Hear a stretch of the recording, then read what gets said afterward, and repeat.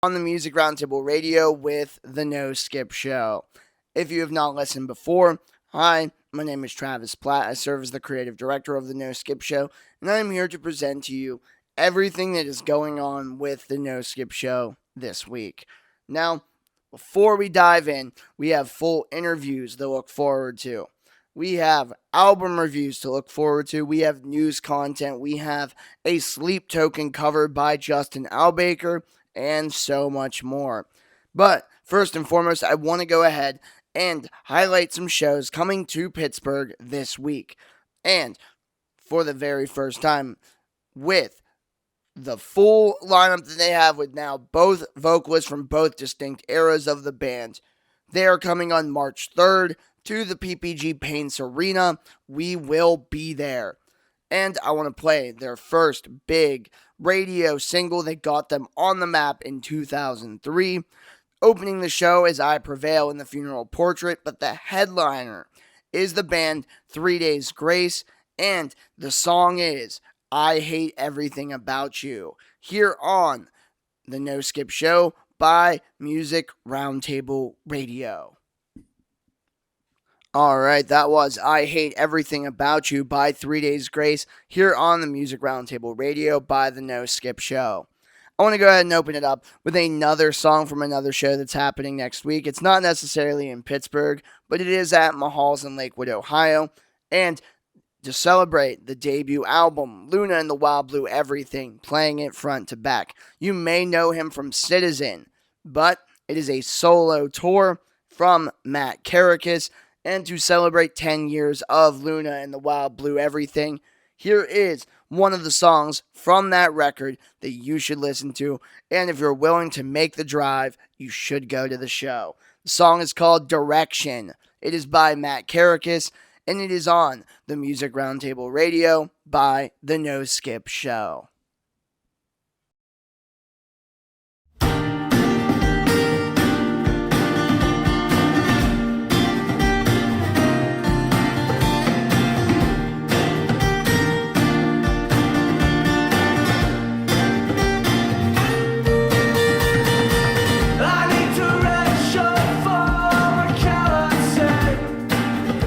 Screaming that the time is now. Spend your money when you're rich in the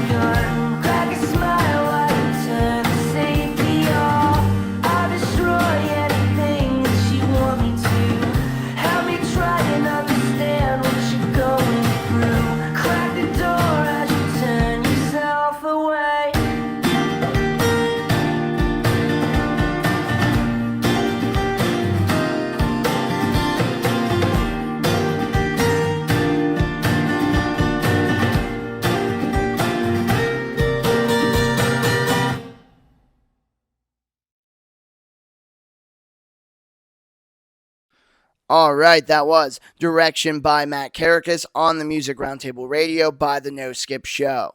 Now, going back to Pittsburgh, I want to open about a show that is happening on March 6th. This is a sold-out show at the Thunderbird Music Hall. It was just announced the other day that the show is sold out. So this Friday, if you do not have a ticket, you're out of luck, and you will have to learn all about the show from the No Skip Show. You can check us out on all of our socials at the No Skip Show everywhere. We have full live event coverage. We have show recaps. We have interviews. We have photo galleries, and we have write-up reviews. Check us out there. But for another show announcement that I would like to dive into, we are going to play a song from Foxy Shazam, and this is going to be off of their 2010 self-titled album. The song is called Oh Lord by Foxy Shazam, here on the No Skip Show by Music Roundtable Radio. Julian, it's Papa. I know it's really hard sometimes for you, and that can be really scary. But if you ever need anything, if you ever need me, just close your eyes, and I'll come and get you.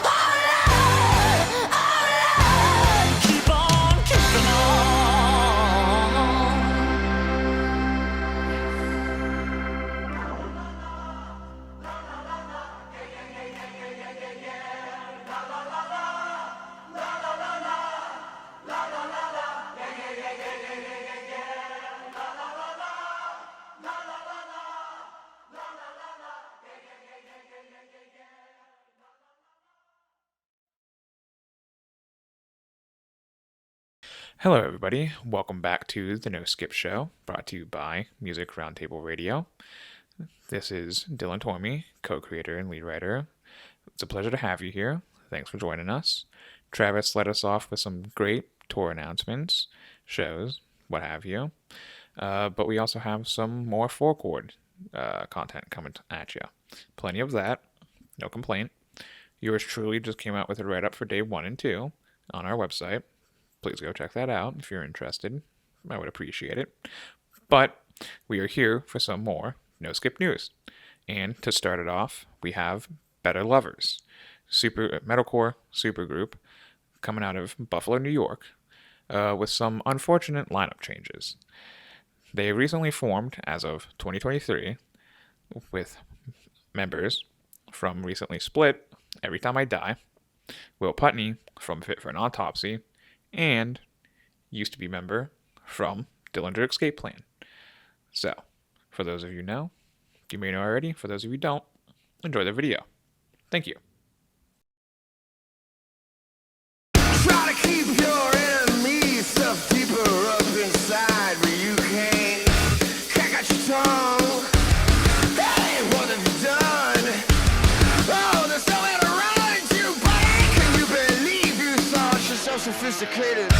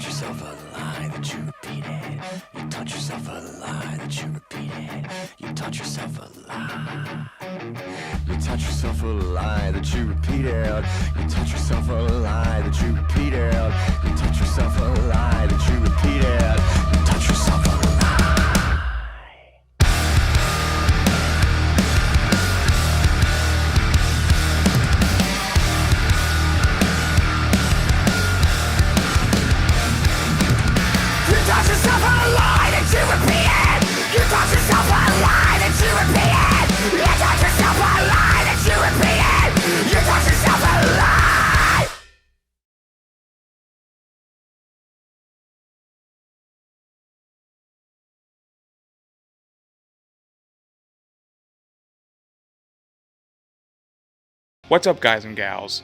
Who here has heard of today's under-the-radar supergroup Better Lovers? It's No Skip News time, bringing you the recent news from the New York metalcore scene right to you.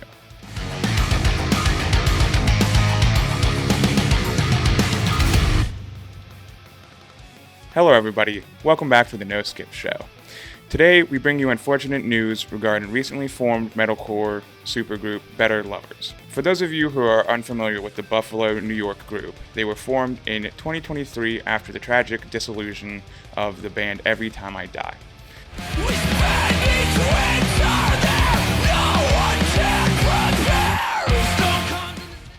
The supergroup would consist of Jordan Buckley, Steve, and I'm sorry if I mispronounce this, Misichi, and Clayton Holyoke from Every Time I Die, added with Greg Puciato from the Dillinger Escape Plan on vocals, and Will Putney from Fit for an Autopsy, shredding guitar as he always does. But before we get into all of that, make sure you go down, like, comment, subscribe, and hit the notification bell to keep the record spinning and keep up with your latest news, content, other videos we may have. So let's get right back into the video.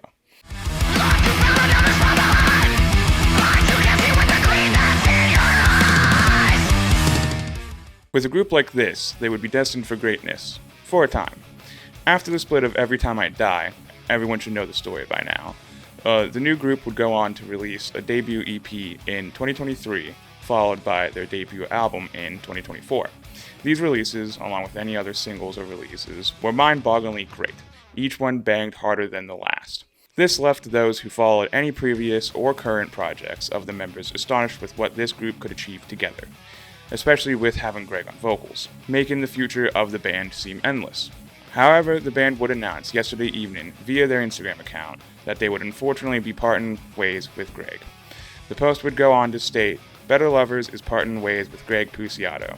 We're proud of the work we've done together, but we are moving in another direction." The announcement would be even more shocking as they revealed after a paragraph of them showing their gratitude to fans that they are currently working on a second studio album. The post says towards the end that the band intends to finish the product and that they are very proud of it, but also will be actively looking for a new singer. The brief but straightforward message may answer the question on new music coming forward, as only a single and deluxe version of their album with said single on it and another track being the only recent releases.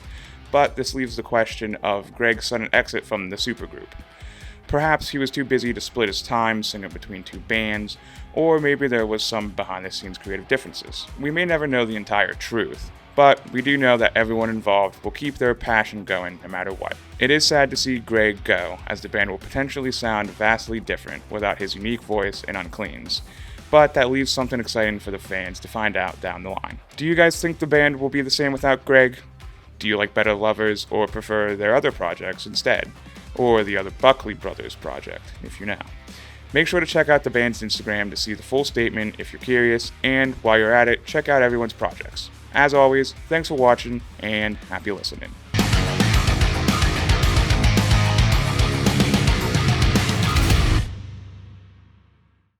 And welcome back. I hope you enjoyed that little tidbit of information, as unfortunate as it is. Who knows where the band may go at this point, but they're pushing on, as they said. And you can wish nothing but the best for both parties. But on to our next little bit of news. One more near and dear to the heart, you can say. A staff favorite, especially in the way of, Sean, because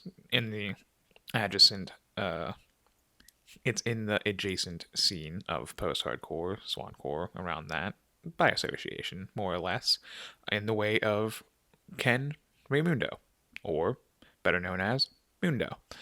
Recently-ish signee to Kill Iconic Records, and an announcement regarding a nice collaboration of a new single he dropped with them in his partnership, as well as his very first ever headliner tour.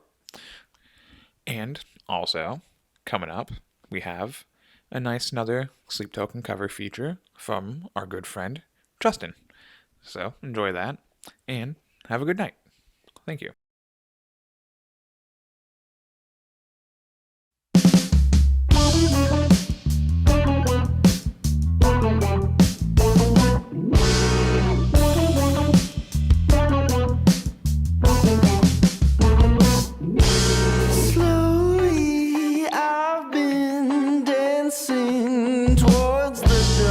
You can patch this aching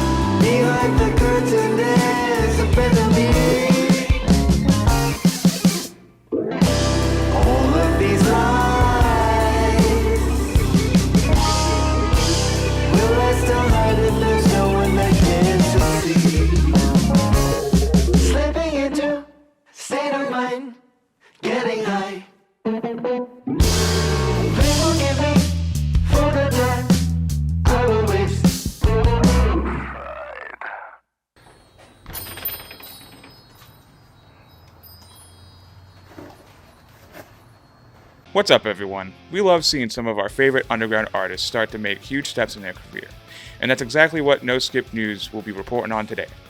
Who here has heard of Ken Moondough?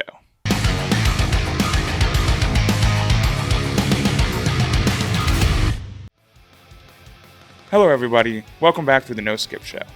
Today we have some short but great news regarding Kill Iconic's very own recent signee, Moondough. For those of you who don't follow or aren't aware, Ken Moondough managed to achieve a huge career goal by signing to Donovan Malero-fronted label company Kill Iconic in late 2023. This would mark a monumental shift for Ken and his future in the music industry. But before we get into that, make sure you go down, like, comment, subscribe, and hit the notification bell so you can keep the record spinning and keep up with your latest news, videos, or whatever else we may have coming to you. Back to the video. Say no more. I wanna make you feel. Ken is an absolute sweetheart. We've had the pleasure to not only chat with him a few times, but also to do an exclusive interview around the time he was just signing with Kill Iconic. However, we knew about Ken beforehand, which made that news so much more satisfying to hear. He tends to gravitate around the post-hardcore and adjacent scenes, but really is his own sound and style. But his associations would be how we first found Moondough, playing on a Kill Iconic bill at a show Travis and I attended about a year before he signed. Ever since we heard and saw his set, we knew Ken would be destined for greatness with the Kill Iconic crew. Seeing that come to fruition brings nothing but joy to our hearts. Ken truly deserves the best as he is very kind, down to earth, chill, and all for creating music to relay those very feelings to his fans and have a party doing it. Just starting out in 2019, it's great to see how far he's come in such a short time, and it'll be even better to see where he goes. Since signing, Ken has already begun to make waves in his career, releasing 5 singles since joining, the first being Drunk Love, making official music videos, and even getting the fantastic chance to embark on his very own first headliner tour ever. But to cover the singles first, we would like to push his most recent single, Intrusive Thoughts. Please forgive me for the time I will waste.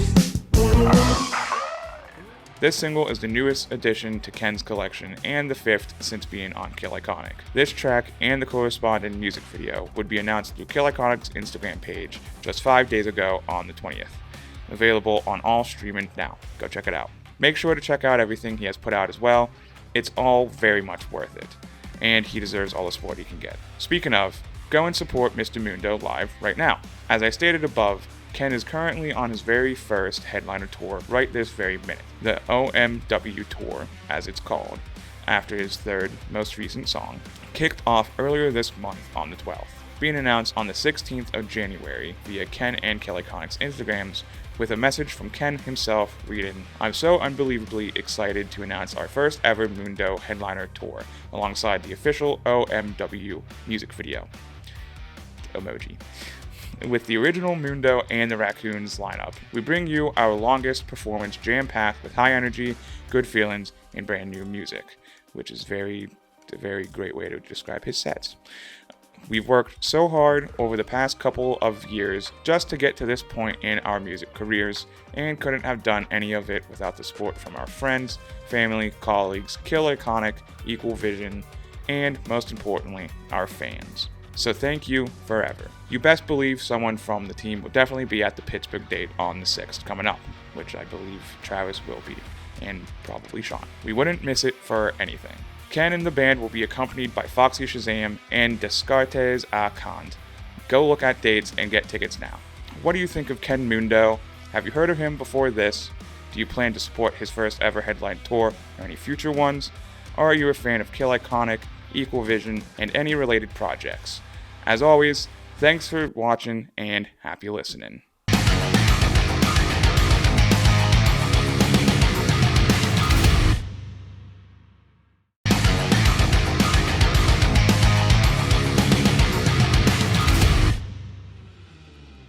What's up, everybody? The final interview of the Gauntlet. We got everybody. We got Common Sage, we got Stolas, we got Andres. We are here with Ken Moondough. What's up? That it's more than lust, but it goes without saying. Yes, I'm out of love. So, Pebs, how would you describe your sound to someone who has never listened to you? Okay, the way I tried to explain it to everyone was very weird, but soul funk jazz, bit of rock and roll in there. Probably the best way I could put it. Soul funk Yeah, soul funk jazz. I think, we have a lot of influences from. Speaking of your influences, what bands have influenced you over the years? Ooh, okay, a really good one, kind of rare one. Mayor Hawthorne. It's really weird, odd one. I don't know if you heard Mayor Hawthorne.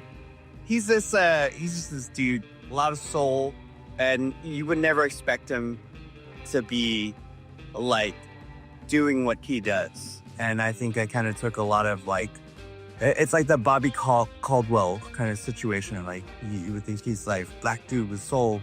Yeah. Totally what that is. And Mayor Hawthorne's kind of same situation where like such great music. And like, who's this dude from like Michigan with all this soul? Yeah. And wouldn't expect, like, I guess you couldn't put a picture and imagine what he looks like.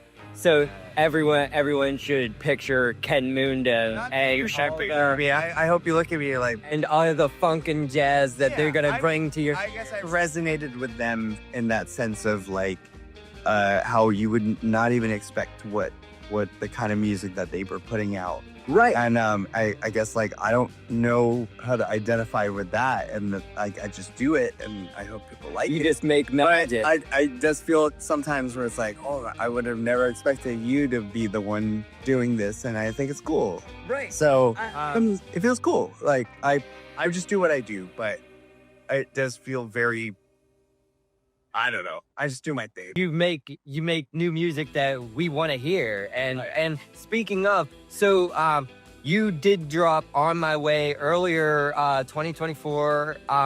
And so, is there any big news that's coming up for Ken Moondough?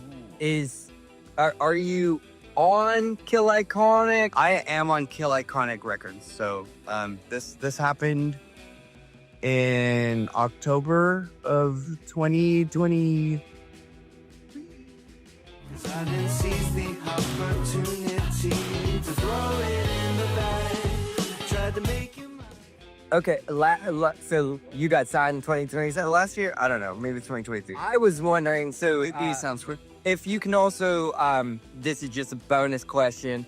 You did release Social Disco Dancing through at one point Blue Swan Records. Yes.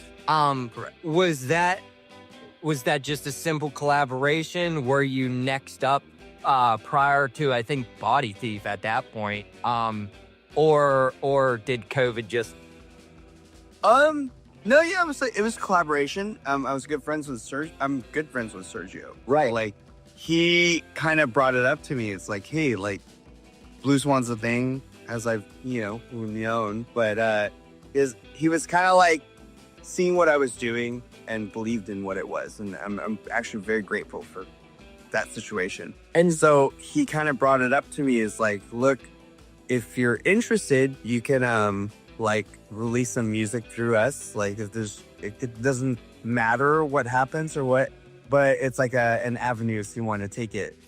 Like, so I saw the opportunity basically and took it. And I'm more than grateful for that situation, more so just because it feels like that's kind of what's set up, at least to give me a little bit of a platform. People seem to have really like responded very well to, and it's like Blue Swan has a different, there's a different going on there.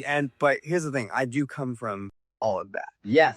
That is the history of me, but like I never want to give that away. But I didn't know what the response was going to be, but I loved his ambition to like try to like maybe just see what happens. If it doesn't work, it doesn't have to work. But like at least this gives you an opportunity to be in front of an audience, see what happens, and like I was even surprised that the response was so good. So I'm grateful for it because it's probably the one thing that kind of helped me set up and even just have a different vision about like what the future is. And here I am with it. So thank you everyone on Blue Swan that has like I mean, even cared a little bit about social disco dancing, but like to even want to be curious about what is next. And that's what we try to do here at the No Skip Show, man. We believe in artists like Ken Mundo. We believe in post-hardcore, and we believe in Blue Swan Records and Kill Iconic Records.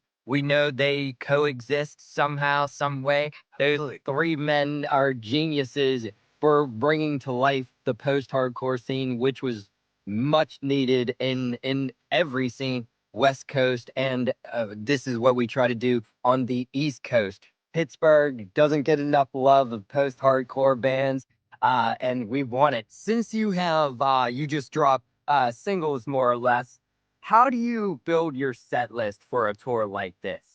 Well, like you're saying, it is a bunch of singles. I will say I am working on putting an album out. I don't know if you guys heard the waterfall method. Nowadays it's like it's kind of hard to just like, you know, sign a deal or something and then just like put you in a studio or something and then like just record the whole album. As much as I have a huge catalog of stuff that's happening, for me, what kind of makes sense right now is just that is my basis over there. We say we got. But yeah, I'm basically the way I've been working on this album. I am putting an album out. But it is hard to kind of explain what it is, but I've been working with a lot of different producers and it basically is, I'm putting out singles that will basically, be a collective of songs that create the album. But I want to sort of release it in volumes and sort of like a storytelling side of things that basically, a lot, as you can tell, like the first two singles I put out, not first two, sorry. There's three singles I put out. I have Drunk Love and Violence, which is Alan production. Alan and Joe, Joe Cutie, can't forget him. And you know, like just there's things we've been working on, and I think this is kind of what defined the sound to sort of enter this new world of whatever the Moondough duet is. But also like a little bit polished and, you know, trying something different, and I'm super into it, whatever that means. But like it to me, it was fun, a very fun process, very new to me also. You know, I was very almost like, I don't know, bedroom pop was kind of like my intro to everything of just I did everything self-produced. Yeah. Before all of this, before signing to Kill Iconic. So like I just needed to find a way to put my own sound out there at a certain point. So here we are doing that. I would say the first volume of it all would be like the Alan Joe Kitty production. That's sick. That Kill Iconic at its finest. And then On My Way came out. So I recorded at Voodoo Studios. Yes. Which is with Michael Watts. Michael Watts and Frank. And basically I had my whole band. So the band that you see when we play live is because we've been playing together for so long, like obviously the chemistry that has come together with all of us is what created almost a new sound. Yes. So some of the songs that I've had that I've been sitting on and like having them contribute it, it's almost like they sort of helped me define what the sound was, even though I may have written this song 12 years ago, which On My Way is actually a 12-year-old song. Wow. If you want to know, I used to be in a band called Monroe. I know there's a lot of information. So On My Way with them, it was like I found the opportunity, like we were on tour. They gave us the opportunity to go to Voodoo Studios. I was like, let's just record the song and you guys come with me. You add your flair. Here's what the song is, but the way we've been playing it, we'll figure it out as we do the process of it. And that's what On My Way was, and that's what it became. I just want to say, even in the recording process, I know I've seen Mundo possibly about 5-6 times now coming through, and this is saying that you have been through Pittsburgh several times already. Possibly, I believe your first show and or Ossate's first show was at the Thunderbird in Pittsburgh. Your live band is amazing, and even you added a metalcore breakdown in between the whole set. So I will bring it up only because if your album is as good as and as variety as you're talking, do you just go right into it like you should, or like you did? The breakdown thing, I don't know. And that's what makes Ken Moondough amazing. Today it's funny. We did the most cliche like metalcore breakdown, and like we do it more so it's just because it's like we've been playing a bunch of smooth funk and jazz that like no one I guess would really expect it. So it's kind of a gag thing. I think it's kind of cheesy and corny and stupid.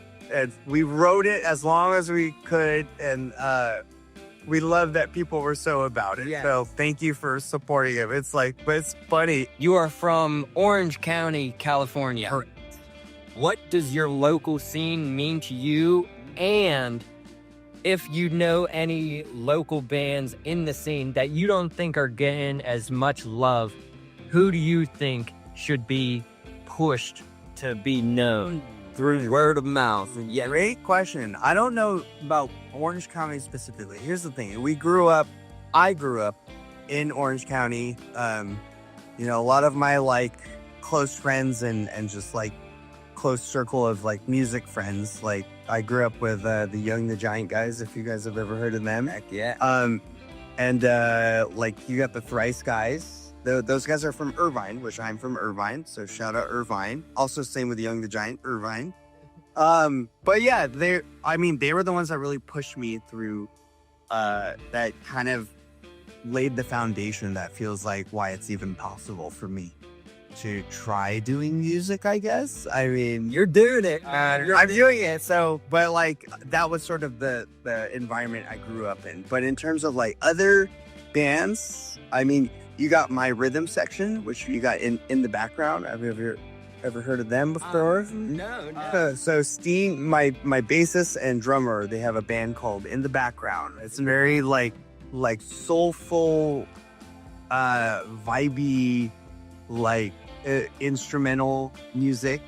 Check them out. Background. Hell yeah. I mean, man, there's a lot of other local. Here's the thing. There's some bands from locally that I'm not even too close with them, but like I'm big fans of them. Royal Jag, if you've ever heard of them, they're really cool. I've been trying to like hit them up and even just play a show with them or like try to do a tour with them. Yeah. There's also this other band called Twin Seas. I think they're from LA. Check them out. I don't know. I don't even know if these guys know me, but like, but I think we've kind of like been online friends and stuff and just, or at least communicated a little bit, but check them out. Cause like, I think they're really cool and would love to even like tour with them. But I feel like they're kind of in the realm of what I do and which I think they make sick music. So like, it would be cool if, I don't know, hit me up or something, whatever. And that's what we do. We want artists to push their favorite artists as we want to push our favorite artists. And that's why we're here. We're doing these interviews. And this is a great night. We got everybody on the bill. Stolas, Andres, Common Sage, and Ken Moondough. This has been the No Skip Show. You didn't want to miss it, and you got a whole lot.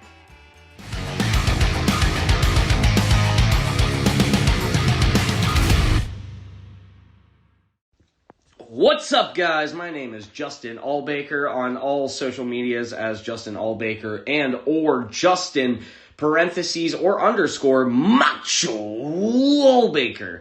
If you can't tell, I'm a huge fan of Macho Man Randy Savage. Oh yeah, snap it to a Slim Jim, you know what I'm saying? But I'm also a huge fan of Sleep Token.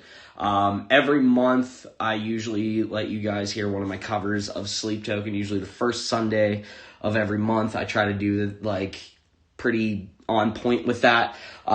This week's cover is known as Vor, which is off their album Take Me Back to Eden.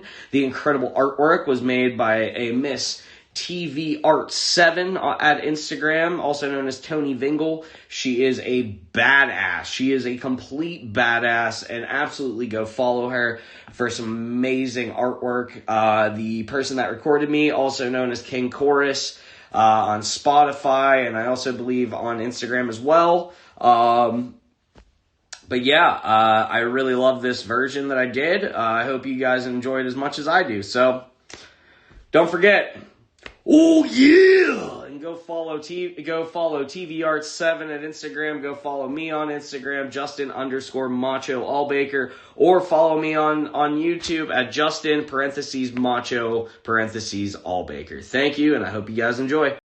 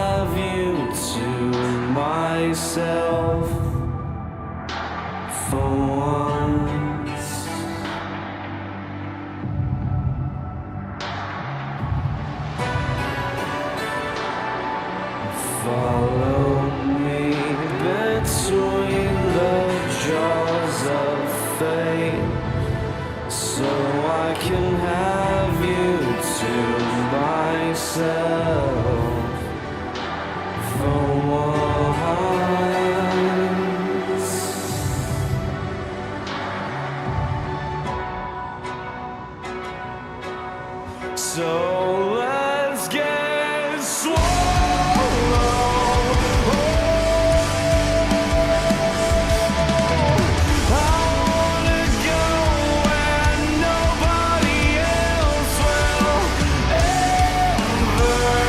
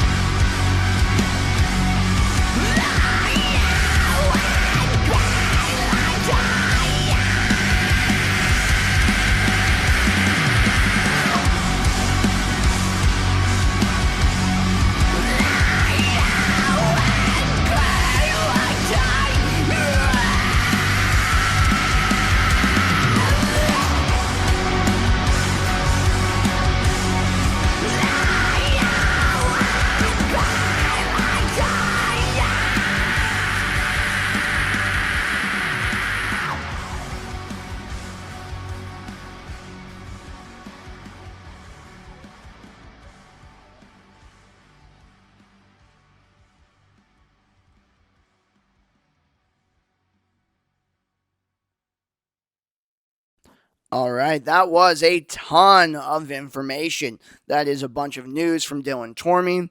There are some interviews regarding the Four Chord Music Festival, a Sleep Token cover by Justin Allbaker, and so much more.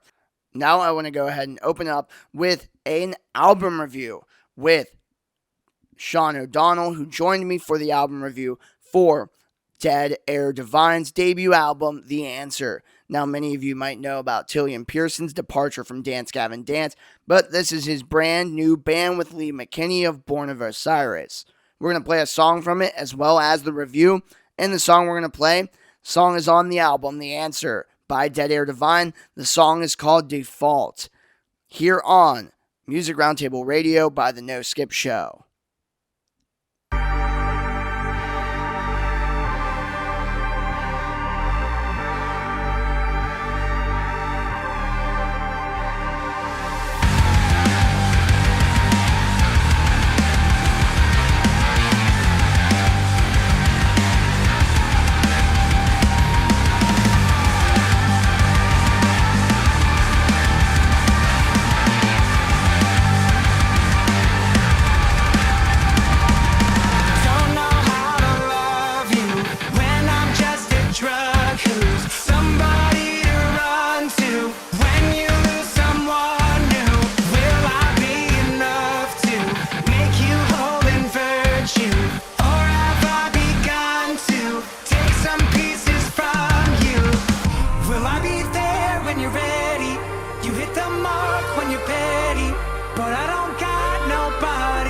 To trust. Sweep my legs, watch me fall when you need me, even by default. Dive right in, cannonball when you need me. I'll dive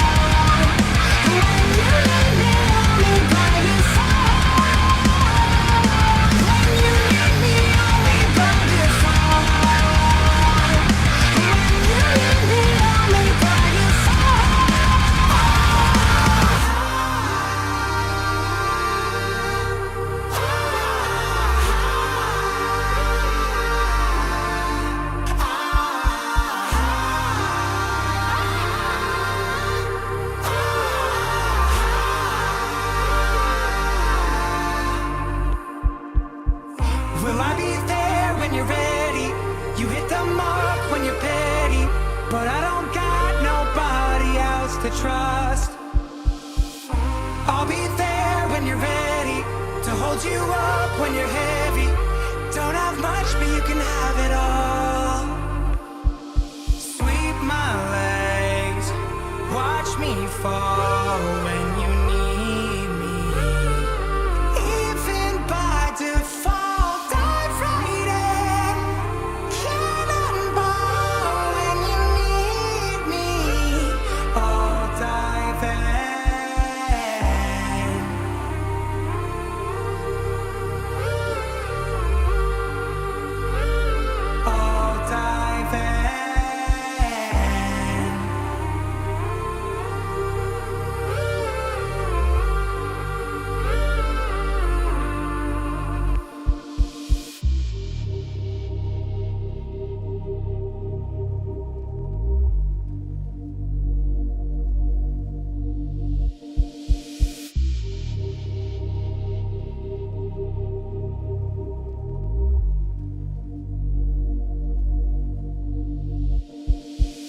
Tillian Pearson has returned with a brand new full-length album. But this time, it's not with Dance Gavin Dance. This time, it is with a brand new guitarist, the former guitarist of Born of Osiris.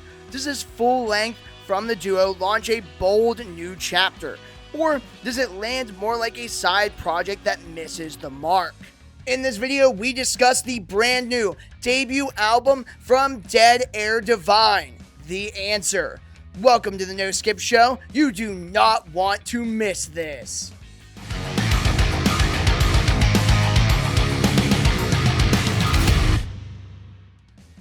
How's it going, everybody? Welcome back to the No Skip Show. I'm Travis Platt, and today we are talking about the brand new debut album from Dead Air Divine, The Answer. If you're new to the channel, if you're checking us out for the very first time, thank you so much for checking out this video. We post daily music content. We post photography galleries from live events and written reviews, so be sure to stay up to date with us on all of our socials at The No Skip Show on all socials for daily music content. And with this video, be sure to like, comment, subscribe, and click the notification bell to keep the record spinning. Now, for this interview, we are going to have cut-in thoughts from our on-screen personality, interviewer, and post-hardcore coordinator, Sean O'Donnell. Now, to give a heads up, sometimes me and Sean do agree, sometimes we don't. We just wanted to give you an even further perspective of this album from myself as well as Sean. So, with that all out of the way, let's go ahead and jump right into the album review. Let's dive in.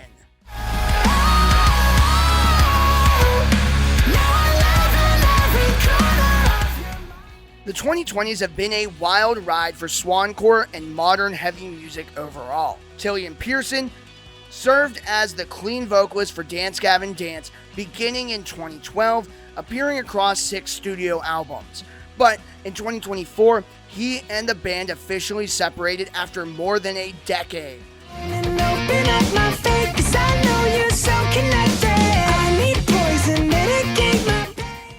While he continued releasing solo material centered on pop-forward songwriting, a large portion of listeners were still craving something heavier.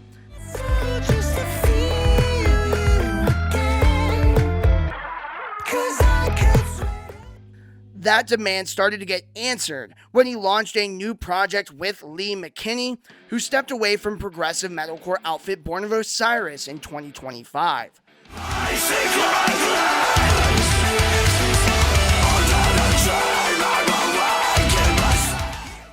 After multiple singles built momentum and curiosity, we now have the complete album. And the question is, how does it stand among their previous work in previous bands? This is the first Tillian album post Dance Gavin Dance. Also post solo album 2024, 2025. Right after he left Dance Gavin Dance. Hearing Tillian sing by himself for the first time in gosh darn 10 years is crazy. The fact that, like, you know, the last time you heard Tillian sing a song by himself, maybe 1 or 2 DGD tracks over the years, as well as Tides of Man type shit. And we gotta love Tides of Man. OG post-hardcore, swancore fans. Squash the beef and all that good shit. Obviously, that's how Tillian got into the DGD group anyway, from being solo the lead vocalist of Tides of Man, and then going and singing Lemon Ring Tie, something like that, and going into DGD, leaving DGD, and now in Dead Air Divine with Lee McKinney. To make you whole in virtue, or have I begun to take some pieces from... The project's first single, Default, marked the initial collaboration between Tillian and Lee, and it wastes no time showing their chemistry.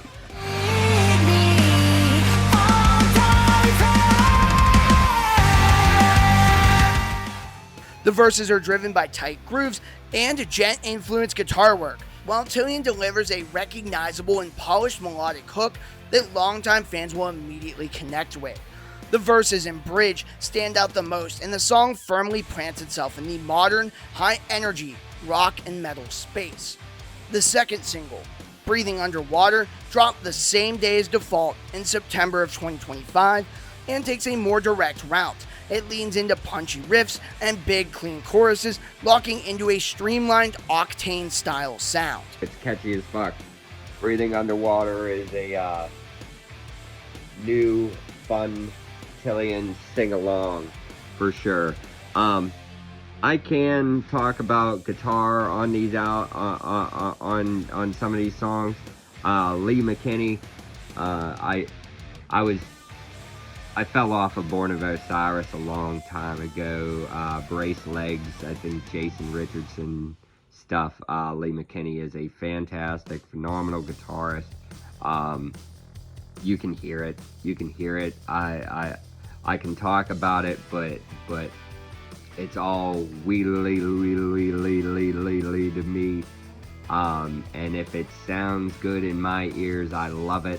And if it's too proggy, I'll say it, or riffy, I'll say it. But that's all I can say about guitar playing, just because I just can't. But listening to Tillian, Through Tides of Man, DGD, and now Dead Air Divine, and demos and all that stuff, I've been listening to Tillian vocally. I'm gonna just talk more and more about Tillian and lyric breakdown, I guess. Breathing Underwater, Should Have Never Let Me Go, obviously, period, point blank.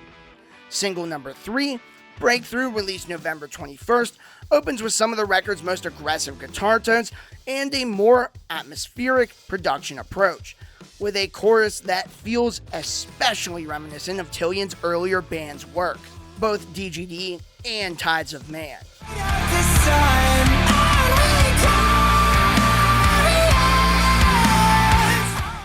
Together, these tracks set a strong bass line and define the band's core sound.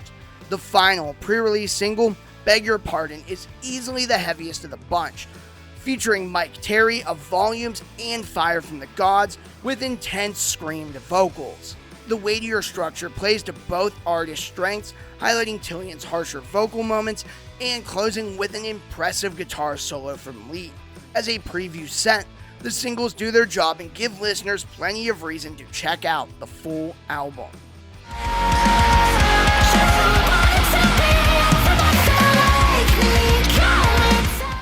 Number 3, Beg Your Pardon, featuring Volumes, Mike Terry.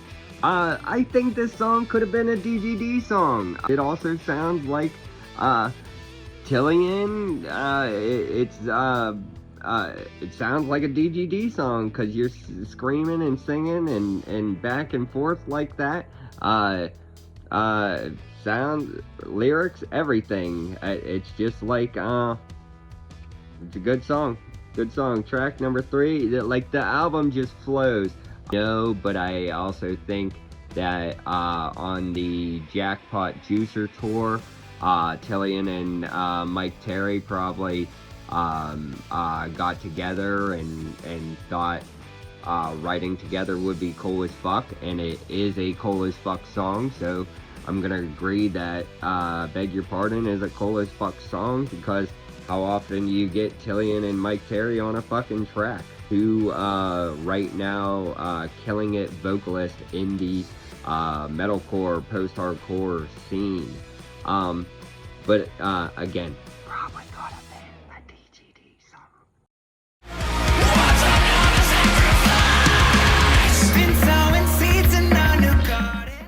As a whole, this is a very confident and well-structured debut, and overall, I'd say it's pretty solid. The answer hits hard right out of the gate and immediately sounds distinct. The most striking element is the contrast and fusion between the two musician styles around the record. High register, polished vocals sitting on top of dense, rhythmically complex guitar work isn't always an easy balance, but here it clicks more often than not. Tilian's vocal performance delivers the strong melodies and signature tone fans expect, while still fitting into a heavier instrumental environment. Even when the songs drift into more rock or pop-leaning passages, they blend smoothly with the guitar arrangements and keep the momentum intact. On the instrumental side, the guitar work is sharp, technical, and clearly rooted in modern metal, with solos that add extra lift and personality to multiple tracks. In today's scene, a well-placed solo still goes a long way, and these still feel purposeful rather than excessive. They should translate especially well in a live setting. For a first release, the level of skill and polish is obvious. The only notable drawback is a slight lack of variation between some tracks, where similar structures and tones appear repeatedly. That said, the consistent sonic identity may be intentional, helping define the project's foundation and genre blend. The album takes a direct, song-focused approach to carve out space in a crowded field, and if you enjoy Tilian's vocal style, Lee's guitar work, or slick, octane-leaning prog rock and metal, this record will likely land for you. Track number 5, titled Ride. I think this is just the middle of the album where they're switching off from this is what we got to offer, and the solo in the song is pretty good.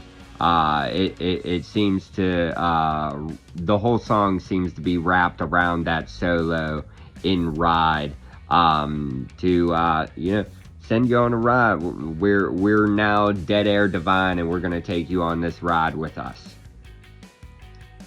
And now track number 6. Default, I believe, is the last single that Dead Air Divine dropped before The Answer came out entirely. It's like the Seosin Tilian demos. He's like prime Tilian right here in the song Default. And also they're building up the end of the album with this track Default. It seems, like I said, it's just the melodies seem similar to just heavy vocal grungy Tilian. I just like it. I like. I'm probably going to be jamming into Default a lot more. Track number 7, Lie to Me. Lyrics are all about fucking Tilian taking a risk. Just like here we go. I'm just gonna risk it all. But I feel like someone's just lying to me. Period. Gosh. Empty Satellite. Number 8. I think Tilian's just basically stating that he's gonna be on his own, or what do you do whenever you're on your own now? Going from where he was, the solo project, and then trying to find other people in a band. Why not? I believe Empty Satellite was him just what to do on your own. Now, favorite game. I think Favorite Game is my favorite song on The Answer by Dead Air Divine. Favorite Game, lyrically, it defines, I think, him leaving Dance Gavin Dance and coming to fruition of trading in, like, I am going to give this up. I am going to give my favorite game up, which is probably singing in front of all the fans. I'm going to give this up to literally go and find myself, because the people that are surrounding me are not good for me anymore, or I can't be around them because of certain things. I don't know. I can't define anything that happened. Obviously, for any Dance Gavin Dance, Tillian drama or anything, I am a fan. I will stay a fan of everybody. Johnny Craig, everybody. I don't have to name Johnny Craig, Kurt Travis, or Tillian, but I am a fan of every Swancore, Blue Swan, Kill Iconic band. I don't care about no fucking drama. I love the drama. I will watch the drama. I will learn from the drama. But I am still a fan at the end of the day. And if the name fucking Dance Gavin Dance, or anyone who was ever associated with that band, makes another band, I will listen to that band and I will give them a fucking shot. Because that's just fucking support. That's being a fucking fan. And that's also supporting just great vocalists like Killian Pearson. And that's supporting a great guitarist like Lee McKinney. And supporting this band and this new album, The Answer by Dead Air Divine. Now, again, we are on track number 9. And favorite game is probably my favorite song, literally, off this album. And I will say again, like, that is a coming to fruition of I am leaving. I am trading in my favorite game. I am done. Great Tillian song. Number 10. This is funny because I'm a wrestling fan. Foot John Cena, featuring John Cena. They monetize his vocals or something like that. They edited the vocals, so you probably can't get the feature. But The Scientist it sounds the most old school Tillian Tides of Man vibes,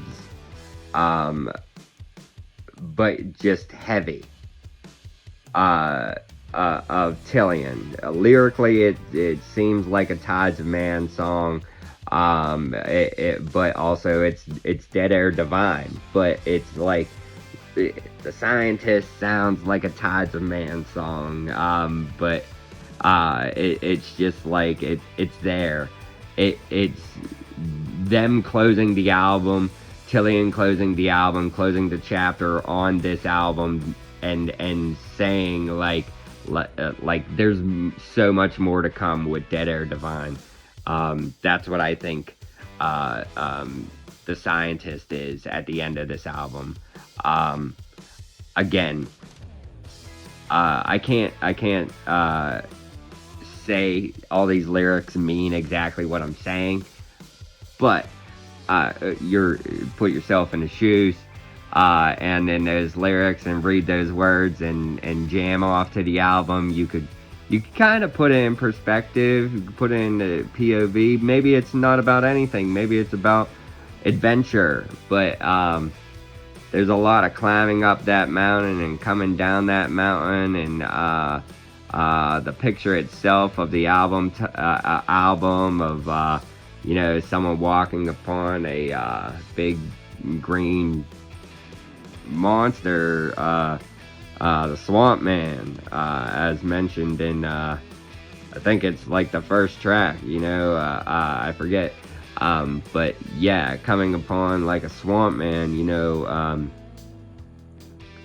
just imagine like this album could possibly mean like hey, figuratively, quote unquote, this ain't me, this is me thinking, if I was Tillian Pearson and you're at the top of your fucking game right there, put yourself on top of downtown Battle Mountain, hint hint, and you're on top of that mountain because like you were the lead vocalist of that band that peaked at downtown Battle Mountain, and you peaked that band at Mothership, and and artificial selection and it fucking to the moon.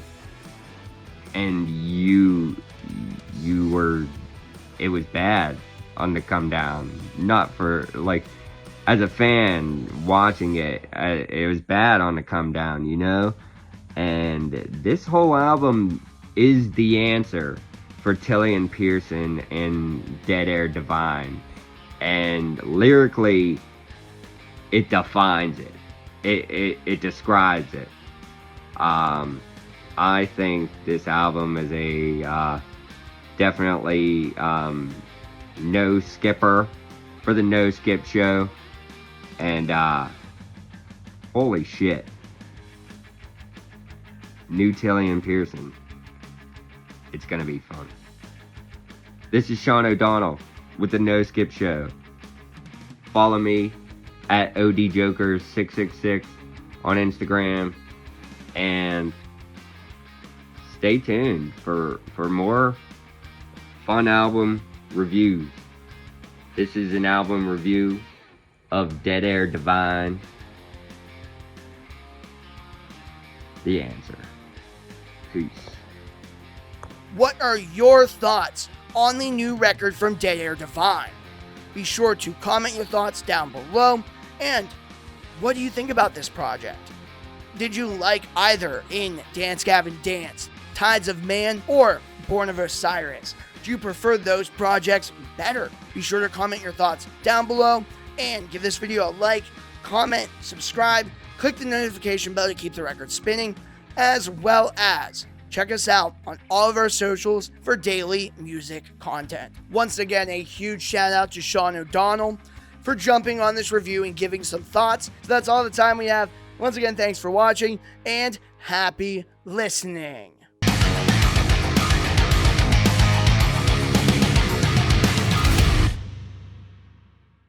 Tillian is out of Dance Gavin Dance.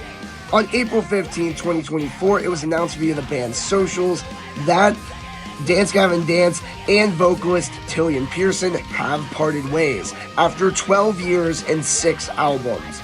Now, not many details have really been revealed, but the band and Tillian have seemed to be in hot water for the past 2 years after Tillian's absence in the summer of 2022. As the band stated, differences over the years, and they're looking forward to the next era. Now, Swan Posting and other Dance Gavin Dance groups in the community have already began speculating on who the next vocalist is going to be. Whether it's going to be the return of former vocalist Johnny Craig or Kurt Travis, or if Idola frontman Andrew Wells will take over, or if they'll find someone new altogether. But all we know for sure is that the band is going to continue no matter what.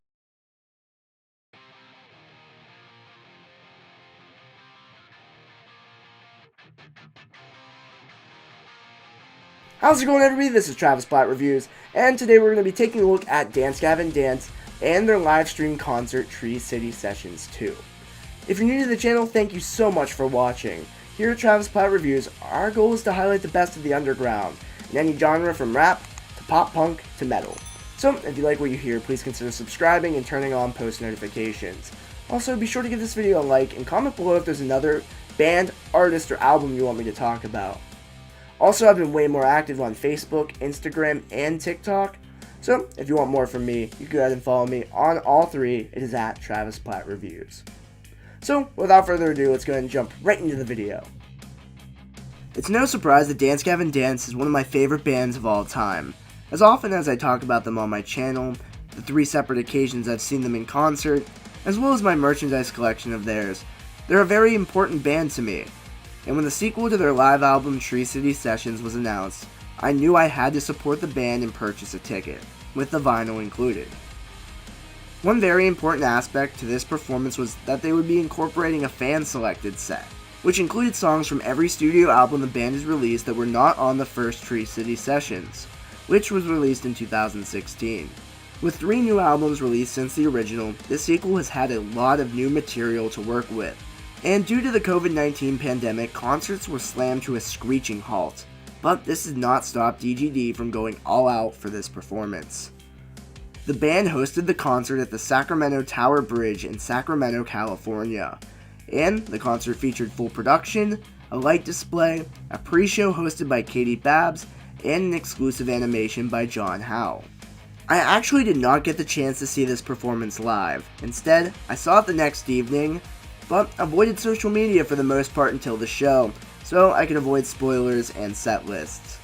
When it was time to watch the show, I sat down with my dad and we sat through an incredible hour-long set. The band played throughout their entire discography, starting with the Backwards Pumpkin song off of their first studio album, Downtown Battle Mountain. And one of the first things I noticed was the mixing was very well done, and unclean vocalist John Mess had an extraordinary amount of wacky energy, and he was almost like a comic relief character in a TV show or movie. When they played Uneasy Hearts Weigh the Most, I lit up in joy knowing that the band would be releasing a version of the song with Andrew Wells on vocals on streaming services. Yeah, I love Kurt Travis, but Andrew Wells is on another level vocally, and is easily one of my favorite vocalists of all time. Another huge highlight for me was when they played the song NASA, and hearing Tillian and John play the song added so much new life to it, and they put their own spin on one of my favorite songs by the band. Now, let's get to my favorite part of the entire set, Blue Dream. Blue Dream is easily one of my favorite songs by the band, and hearing them play it with Tillian was a great experience. I was worried about how it would sound after seeing a leak of the performance on TikTok weeks before, but it worked so well. Even if there was a noticeable strain on Tillian's voice in places, it felt great to see him out of his element and just see how talented of a vocalist he is. Getting into the Tillian era, hearing Strawberry Swisher Part 3 and especially Jesus H. Macy were great songs, but a part of me really wishes Doom and Gloom or Honey Revenge were selected. I love Acceptance Speech, and the remastered version fixes all of the issues I had with the album originally. Instant Gratification had Stroke God Millionaire and Awkward, both very interesting choices, but I think we missed a huge opportunity in not selecting Eagle vs. Crows to hear Will rap in the event. Now, it's time for me to talk about Andrew even more. Evaporate was everything I could have ever asked for. It was the first song I ever crowd surfed to, and is my favorite Dance Gavin Dance album closer, with the references to other songs by the band. But closing the set to Nothing Shameful was blissful. And it was just such an amazing way to end it. The entire band was on point the entire stream, but wow, Andrew killed it on vocals. John also put out one of the strongest performances I've ever seen, having so much fun performing while also sounding incredible. Afterburner was John Mess's album, and the improvement he has made vocally over the past decade has been incredible. Overall, this livestream was amazing, and the fans selected a really nice mix of songs that the band normally doesn't play live, and it allowed us to escape reality, even if just for a little bit. Thanks for watching.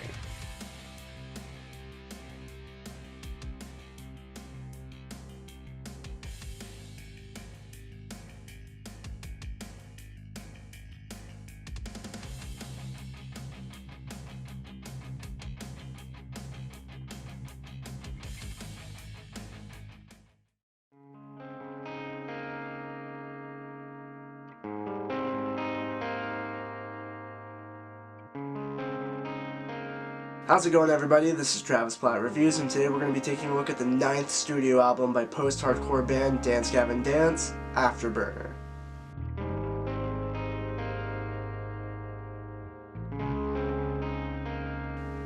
Dance Gavin Dance is a post-hardcore band from Sacramento, California. As of recording, they have over 1.1 million monthly listeners on Spotify. They are considered to be the founders of the genre swancore, being named after guitarist Will Swan. This is a combination of post-hardcore, progressive rock, and math rock. They are arguably one of the most successful bands in the post-hardcore genre, reaching the Billboard Top 20 on several occasions, having their own music festival, Swanfest, a graphic novel, a large group of dedicated fans, and multiple Facebook groups dedicated to them, including Swan Posting, the largest of the groups. They have one of the most dedicated fan bases in all of music, so much that they intimidate other fan bases and content creators.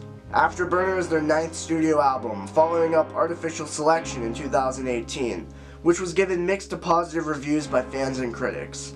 I personally feel that I enjoy Artificial Selection more than most people, despite it being far from my favorite Dance Gavin Dance album. If you'd like to see me review that album, or any album by the band, go ahead and comment below. Afterburner is also the 5th studio album with 3rd and current clean vocalist Tillian Pearson, which some people love and other people hate. I personally love what Tillian brings to the table, and that may make people click off the video, but let's continue the review.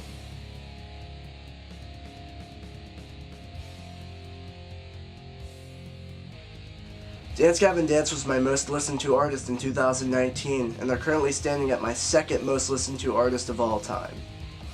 I started listening to them in 2015 and fell in love with the uniqueness of the band and the mix of influences, and every song and album is so different, yet so consistent. The songs are so instrumentally technical, yet vocally and lyrically so fun to me. John Mess's vocals are so odd, but so fun to sing along to. I find each album that the band has released very good, and I honestly like all 3 vocalists and what they have brought to the table. Johnny Craig was a very talented vocalist that helped separate Dance Gavin Dance from the Rise Records scene bands. Kurt Travis was an amazing songwriter and was great at displaying emotion in his music. Tillian Pearson shows a lot of charisma and his high notes are exceptional. He has taken the band in a new direction and they haven't looked back. I've gotten to see Dance Gavin Dance live 3 times. The first was at Vans Warped Tour 2017 in Scranton, PA.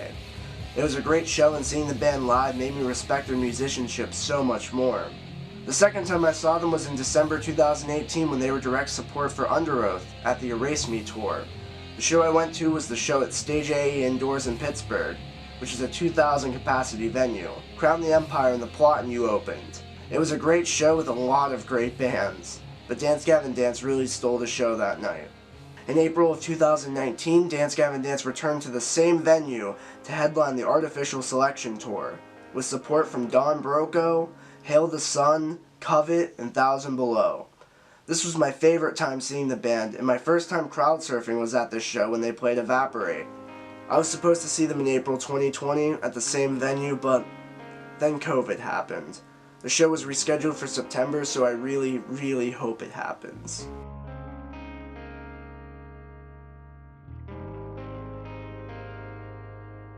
The first single from Afterburner was Prisoner, the opening track. Dance Gavin Dance has always seemed to have the best opening tracks for as long as I can remember, and this song is no different. I really love this song since it was released. I love the math rock guitar work and Tillian's high notes soar throughout. I think this song transitions very well from verse to chorus and the breakdown at the end is excellent. And John Mess is very strong on the song, especially at the end. This quality from Mess is very common throughout. The second single is Strawberry's Wake, which is a very wholesome and sweet song on the album. John Mess's main part on the song has some of the sweetest lyrics the band has ever written. This song is definitely a feel-good song that you can ride around with the windows down and kind of just cruise with your friends, and I love it. The third single is Lyrics Lie, the second track on the album. To me, this song is the most Dance Gavin Dance sounding of the singles. And as Finn McKenty calls it, the wheelie wheelie gene? It's very strong on this one. Tillian and John trading unclean vocals in the second verse is great, and with a catchy chorus, the song is very strong. 3 Wishes is the 4th and final single, and this one was given mixed reviews by fans. But I honestly really like this song. John singing Multiple Stab Wounds was really fun to me. And this song shows a lot of pop influences, which has been very prevalent to the Tillian era. One thing about the singles is that they sound nothing alike, but they still give you that Dance Gavin Dance feel that we all know and love. And this theme is very common throughout the entire album.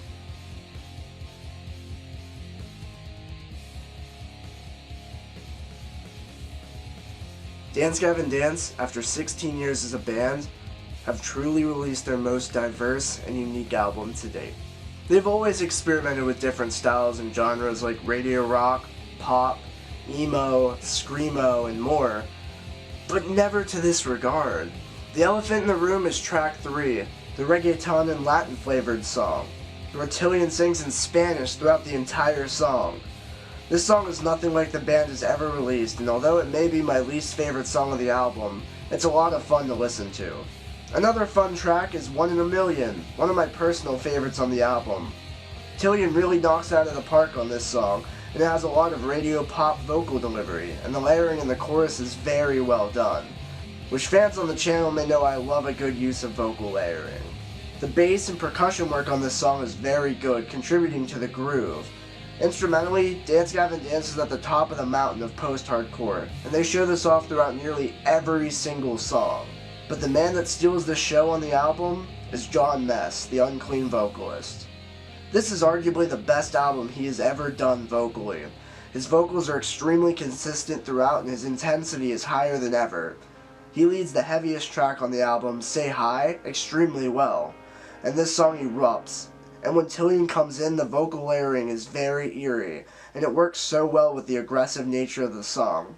This may be my favorite Mess leading Dance Gavin Dance song they've ever done. This is another great example of the bass and percussion shining throughout as well. The ending of Prisoner is another great moment from Mess. Born to Fail takes an alternative rock-inspired turn, and it works very well, and it includes a reference to Tillian's former band, Tides of Man.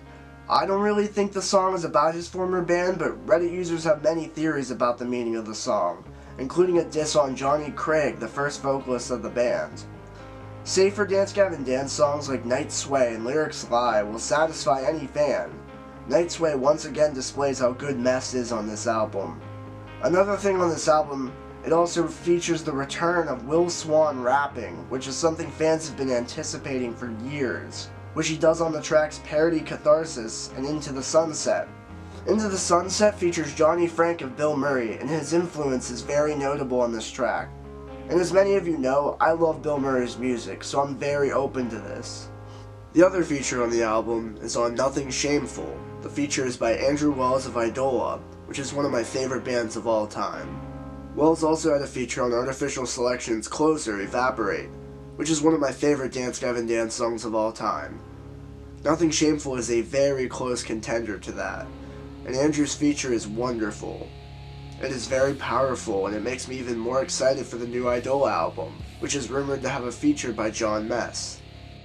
Dance Gavin Dance once again proved that they are one of the most consistent bands in their genre, creating a very unique album, which for me personally is one of my favorite albums of the year. Thanks for watching.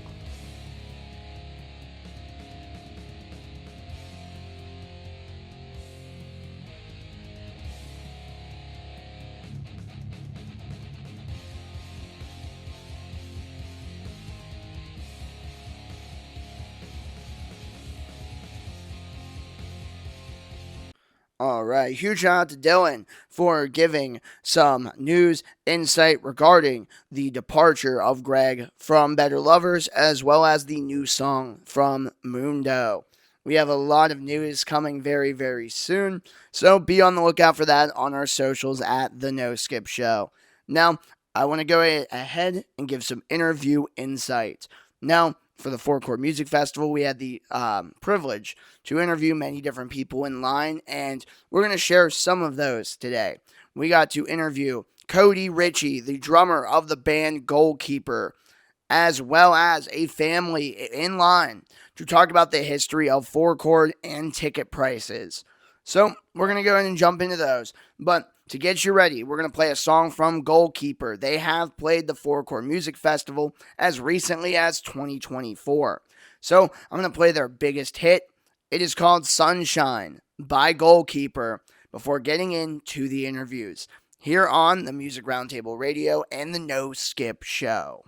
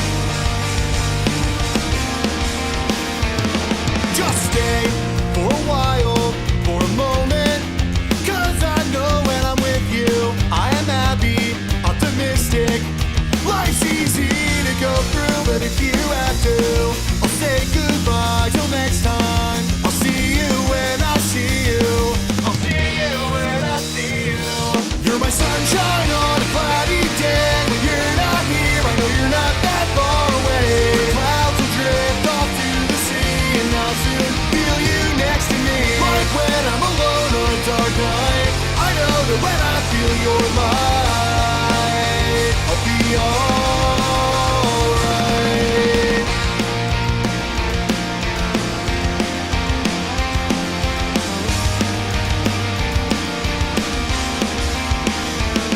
I'm holding on the small things, like your photos on my phone. I am hoping to hear from you, to know when you're coming home.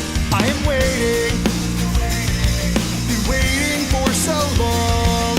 I'll see you when I see you. I'll see you when I see you. You're my sunshine on a cloudy day. When you're not here, I know you're not that far away. Clouds will drift off to the sea, and I'll soon feel you next to me. Like when I'm alone on a dark night, I know that when I feel your light, I'll be alright.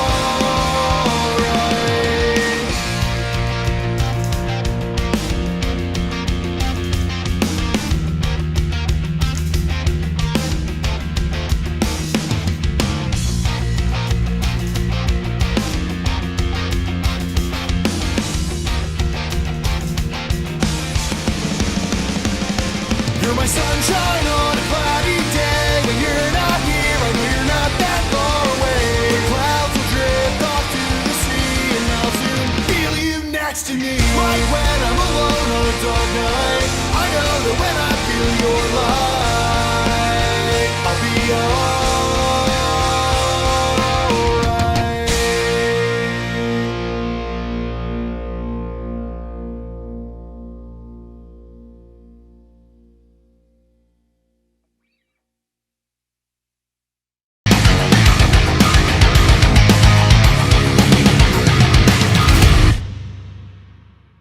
What's up, No Skip Show viewers? We're here for day 2 of the Four Chord Festival, and we're here in line asking people who they're here to see, and I'm here with Dawn.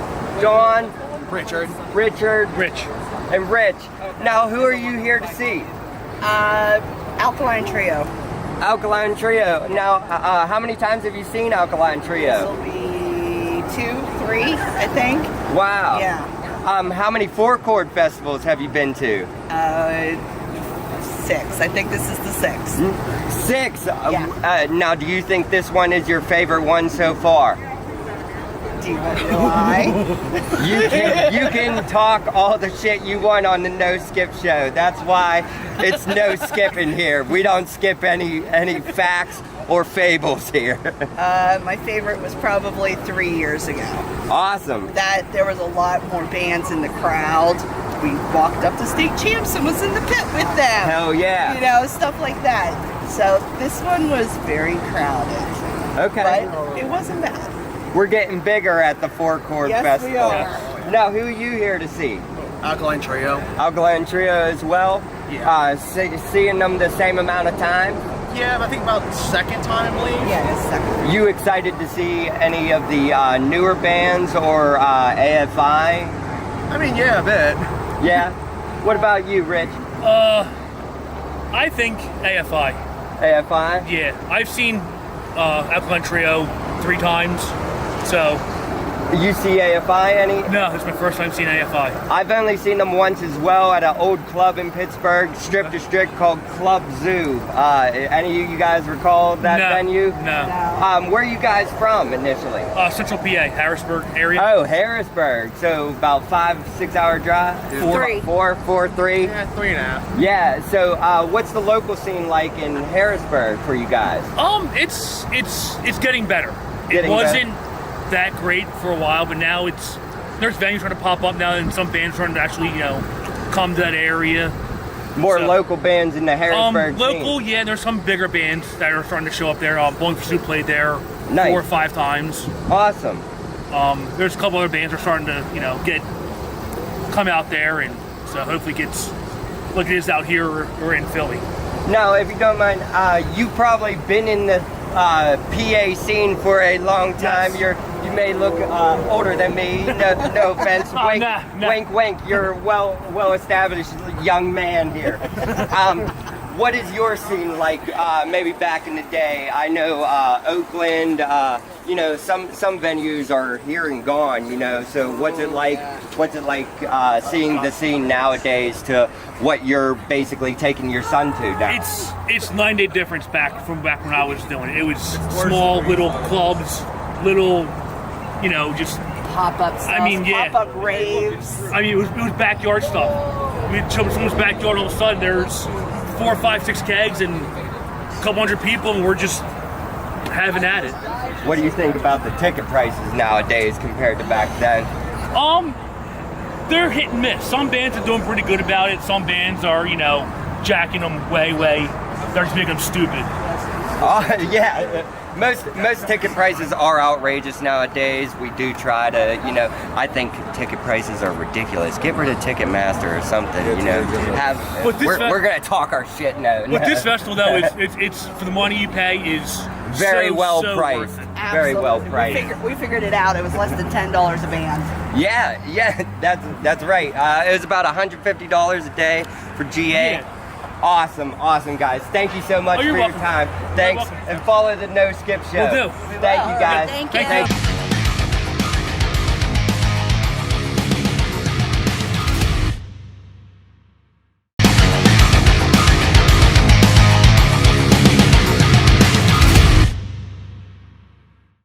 What's up, No Skip Show viewers? We are still in the line, waiting to get in. We are outside the line of Four Chord Festival with Cody from Goalkeeper. What's up, Cody? Not too much. Happy to be here. So where are you from? All right, I just came from Philly, fresh out of the city. Nice. So what are you doing here today for Four Chord Festival? I am not only enjoying the fest and all of the bands, but I'm going to be photographing them as well. Awesome. Who are you most excited to see tonight and tomorrow? So tonight, it's going to be the first time that I've seen Blink-182 not drunk. So it's going to be a long day, so we'll see how it goes. But Blink-182 sober is going to be awesome. Absolutely. Awesome. Tomorrow, I'd love to see AFI. It's going to be great. Awesome. Both the big bands on the big bills. Reason why we're here. Any of the small bands that you're interested in Mallory seeing? Run, if I'm not mistaken, they're opening up the set today. They're going to be awesome. And then for tomorrow, I love the Wonder Years. I'm from Philly, so Awesome. go Birds. Boo, Birds. You Birds! We Steelers here. Yins. We say Yins, not Johns. Also, how many Four Chord festivals have you been to? Off the top of my head, one. I think this makes 4. Either 4 or 5. Yeah. Nice. It's so good, you gotta come back. Why would you not? Yes. It's good to go one year, maybe skip another, maybe go 5 in a row, maybe go to all of them. Yeah, go to all. Go to all of them. There has been 11. We need a DeLorean. We need a time machine to go back to 1, then go to 2, then go to 3, and then. Got a good idea, this guy. Then, what is it? Speed up to 85. Yeah. And then, 88. 88. That's it. Nah, we don't need the 3 miles. That's right, yeah. For anyone who hasn't heard of Goalkeeper before, how would you describe your sound? If you like Blink-182, you're going to like Goalkeeper 100%. No doubt. Nice.